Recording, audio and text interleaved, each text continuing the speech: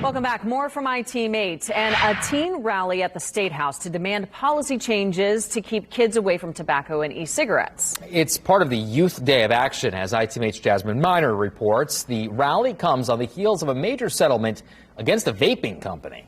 Indiana received just under $16 million towards Juul's unethical vaping marketing towards teens. But when I asked legislators if they planned on using that money to bar some of those advertisements, they said that's going to be a difficult task. And yell out, "I've got the power."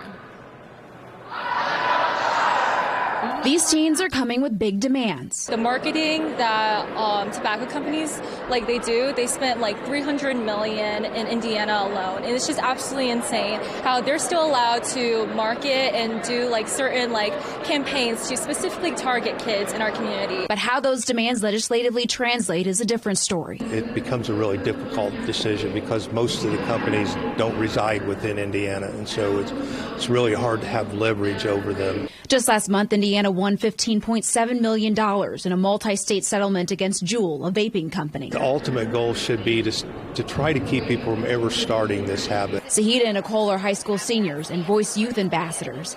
They say if legislators can't control tobacco companies' marketing tactics, then the settlement money should be directed towards education. My grandfather, he passed away from lung cancer a couple of years ago. So it's just very personal. We're trying to educate the youth about this issue and just to prevent it from happening and costing so many innocent lives. CDC data shows Indiana has seen between 100 and 149 deaths and hospitalizations related to e-cigarette use so far. I think it's just, showing how deceptive they can be by specifically targeting on the insecurities of students and using that to make more money.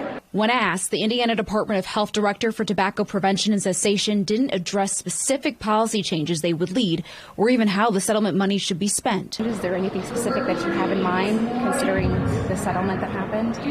A lot of our young people here today are active in their local communities, talking with their school leaders. Senator Kreider tells me there hasn't been a decision made on where that settlement money is going to be allocated, but he tells me he's going to be pushing for it to be used on prevention efforts. I'm Jasmine Miner for Wish TV, iTeam8.